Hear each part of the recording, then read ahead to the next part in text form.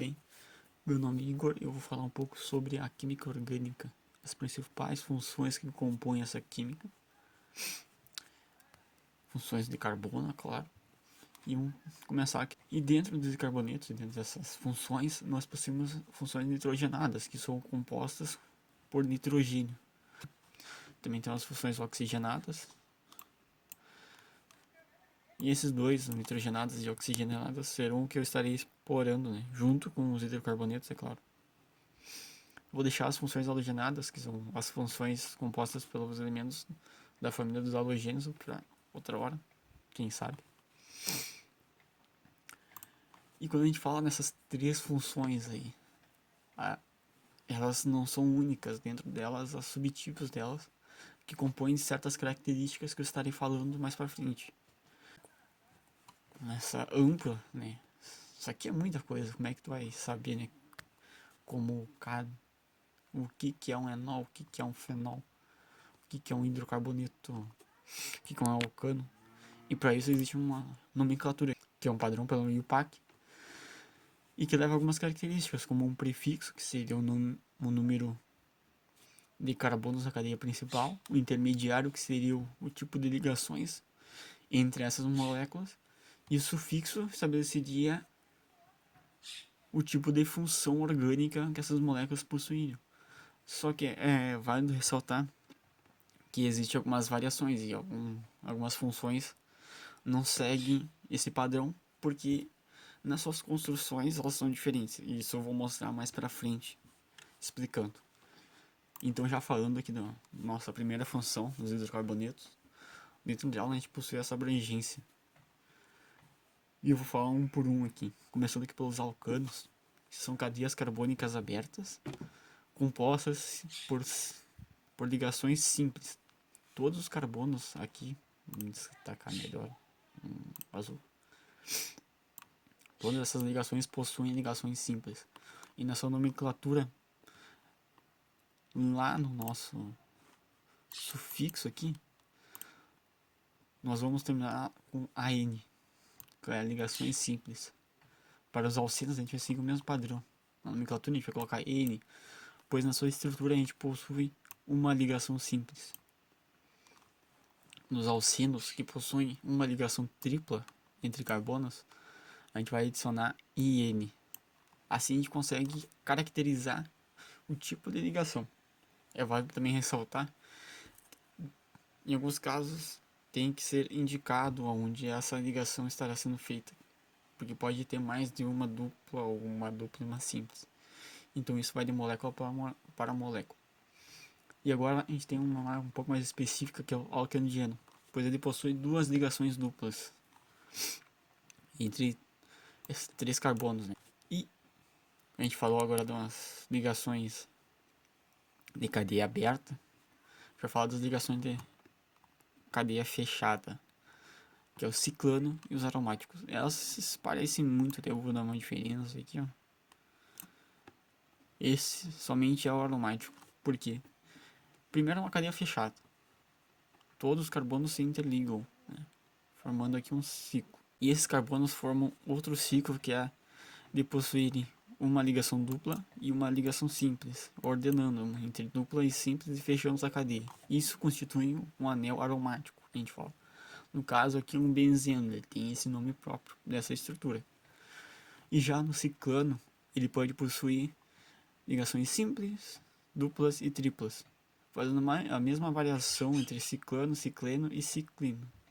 E quando você for nomear essas estruturas aqui, vale ressaltar o que é o número de carbono, o tipo de ligação, e ele é um hidrocarboneto. Mas se você ver aqui, ele vai ficar um nome normal, né? Como se fosse uma ligação aberta. Só que você vai adicionar o ciclo antes de tudo. Então vai ficar ciclohexano aqui, né? Se fosse essa molécula aqui. Partindo disso, a gente vai agora estudar mais a fundo os outros grupos, né? Nós temos aí em torno de 9 ou 10 grupos com funções oxigenadas e duas funções nitrogenadas. Começando aqui pelo álcool, né? Quem não conhece, ou nunca bebeu também. O álcool ele possui uma hidroxila, né, que seria um oxigênio e um hidrogênio ligado. E esse oxigênio e esse hidrogênio estão ligados com uma ligação simples, vale ressaltar isso, com um carbono aqui, né? Isso caracteriza um álcool, né? E na nomenclatura, lá no nosso, vamos voltar para cá, nosso sufixo, a gente vai adicionar o L para álcool. Não é muito complicado. Álcool ou L, já tem aqui até o nome. Agora aqui para o ácido carboxílico. Esse aqui é um pouco mais complicado. O ácido carboxílico ele possui um carbono fazendo uma ligação dupla com oxigênio e mais outra ligação com outra hidroxila. E por último, ó, ácido etanol. Confere.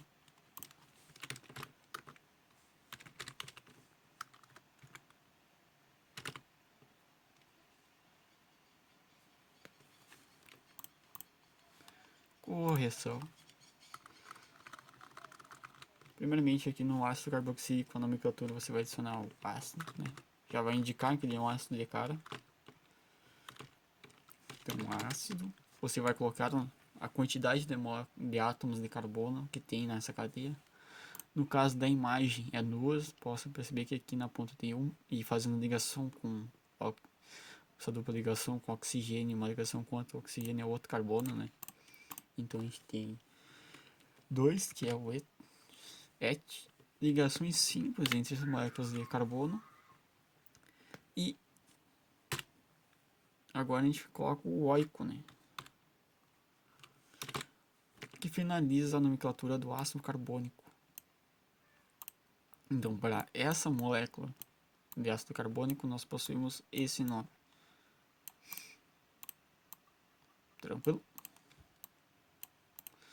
Passando agora para a cetona, né? A hidroxila, né? Essa é a diferença. Ela só possui apenas um carbono fazendo uma dupla ligação. Vai adicionar ali um infixo de ona no final da nomenclatura. Às vezes tendo que citar a posição, né, de onde é que está esse oxigênio perdido aí da vida na molécula. No caso que se fosse citar, mas não tem porquê, né? Nós temos aqui 1, 2, 3 carbonos, met, et, prop. A nomenclatura seria uma propanona. Passando aqui para a próxima molécula. Agora a gente vai falar um pouco aqui do éter. Que perceba que o éter ele simplesmente possui um átomo de oxigênio no meio da molécula carbônica, no meio da cadeia carbônica, né? Foi inserido ali. E a nomenclatura dele é bem simples. Vou copiar aqui esse texto. Ele não é um ácido, né? A nomenclatura dele é bem simples, partindo do pressuposto que primeiro você tem que citar o nome da cadeia menor de carbonos. No caso, a cadeia menor está acima do átomo de oxigênio, né? Você possui um carbono, então a gente vai citar como met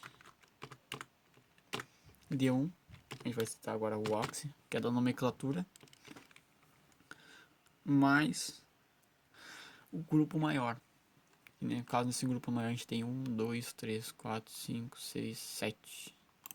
7 carbonos.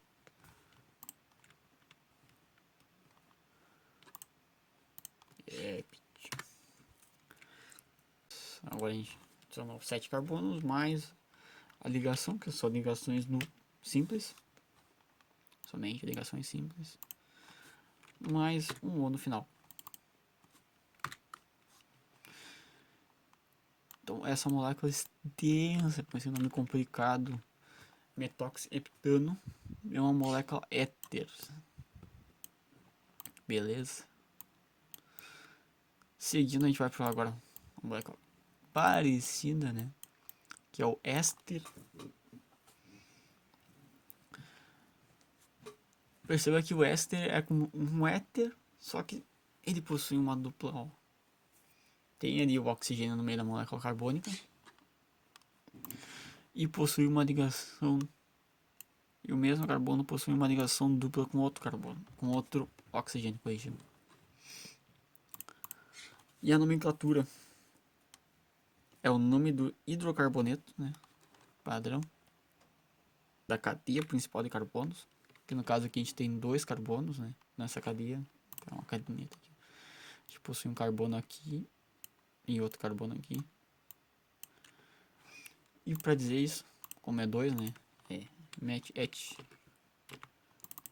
eu escrever aqui. Et, ligações simples. Então, então nós temos ligação, 2 carbonos com ligações simples. A gente vai adicionar o átomo, espaço D. Agora a gente coloca o número de carbonos além, né, o menor número de carbonos, que no caso aqui é um met, que é um carbono, né? Seria um metano, mas... E a gente termina com o infixo de ila. Então aqui nós temos, deixa eu diminuir, etanoato de metila.